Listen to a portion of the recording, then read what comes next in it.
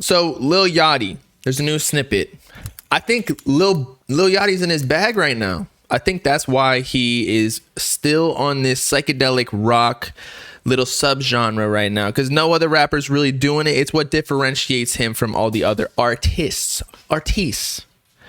Also, I was checking out his numbers for this past album, and that's another reason. So he popped off with Poland recently, right? We all know this. It leaked, saw its popularity, and so then he was like, yo, let's just drop this so that we can make the bag, just like Uzi has with Watch This. By the way, I want to check the numbers on that because it's still up. So I assume that was an official release for the Plug and Be remix. Why was the original not released?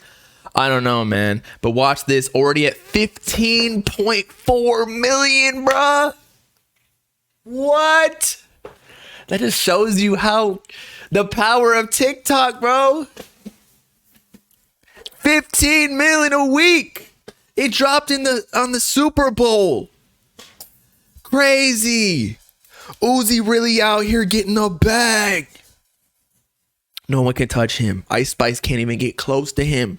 At least we got somebody in the gang who's gonna hold up the Spotify monthly listeners. But as I was saying with Lil Yachty, so Lil Yachty, if you go to look, Poland's at 89 mil. You know that sounds slight, but if you go to Lil Yachty's Michigan Boy Boat, his last album has already basically passed all of these songs. If you look at the stream, so it has a 10 mil on there. G.I. Joe, great song.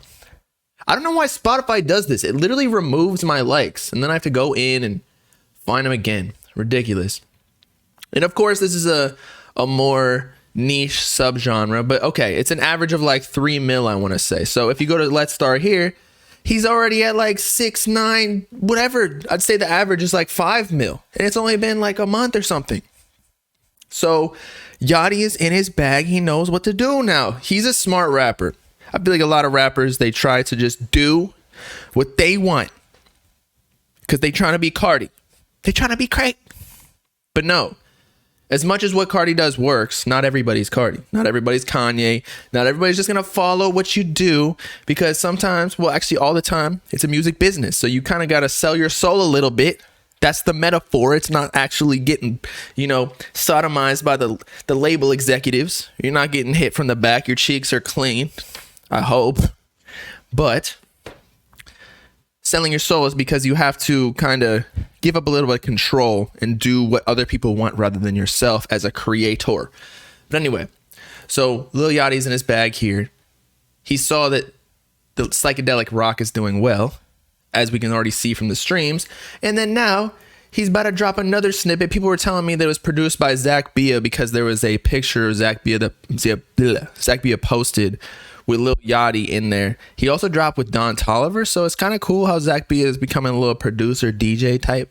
But anyway, this new snippet, one of those days. We're still waiting on a Holster, but I do like this new lane that he's in. It's just one of those days. Oh, it's just one of those days. It's just one of those days. Oh, it's just one of those days. Harry Styles for yeah. No, I'm not gonna lie. This is white people music, but hey, man, it's doing more. Is doing more numbers. And look, as much as white people gonna mess with this more, I'm sure every race can get down to it. It's all good.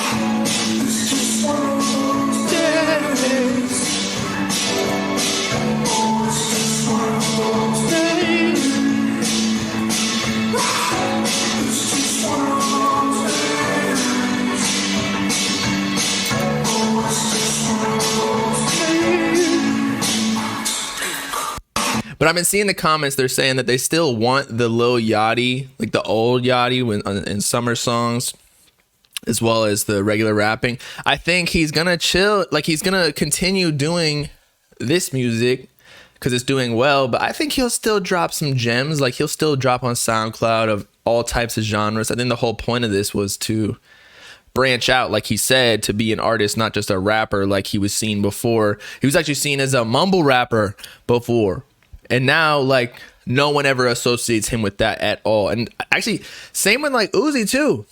Uzi was on the mumble shit before, and now he's not at all. So nobody's ever gonna say that again, especially again as we were talking about with Watch This and the Just Wanna Rock.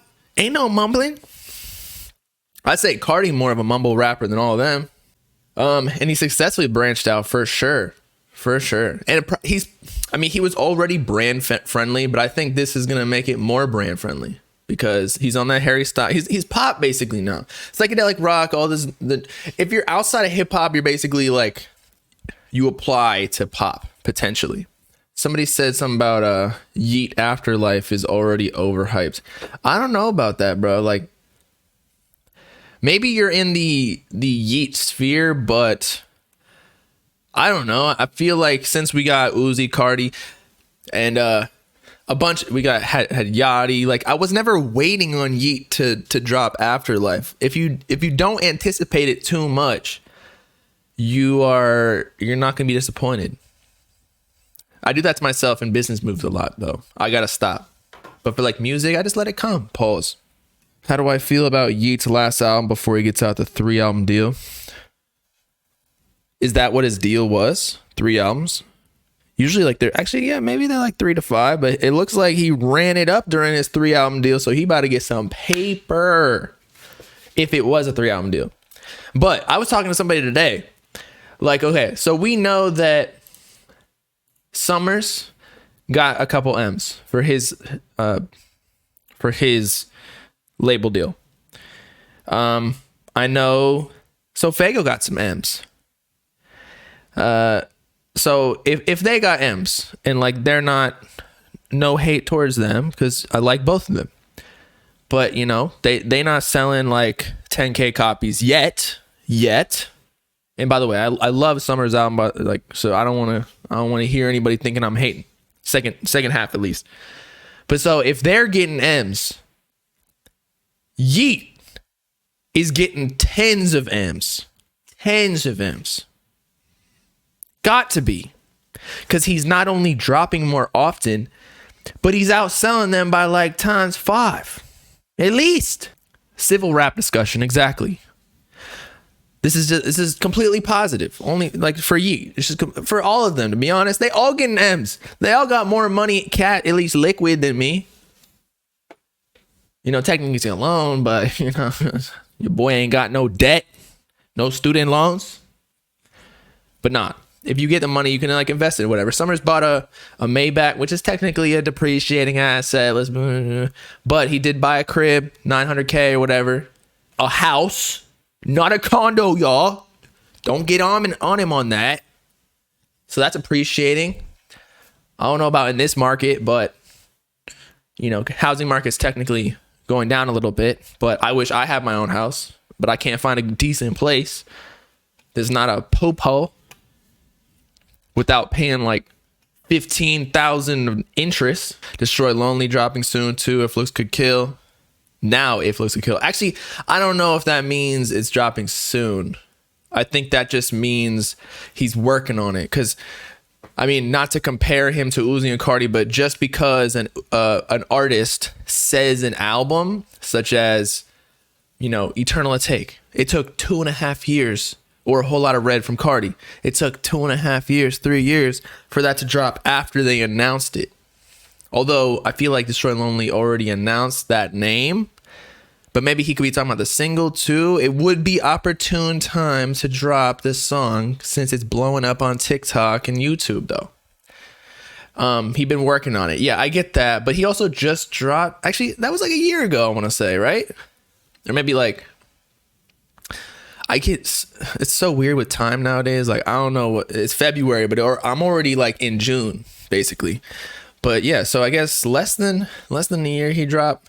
But I feel like Lone's gonna be the type of artist not like Ken. He's not gonna drop every 6 months or so or a year. I feel like he's gonna take his time with it. Like he's that type of artist. He might drop a single though, but who knows? He's only dropped one studio project, so he could do whatever he wants at this point.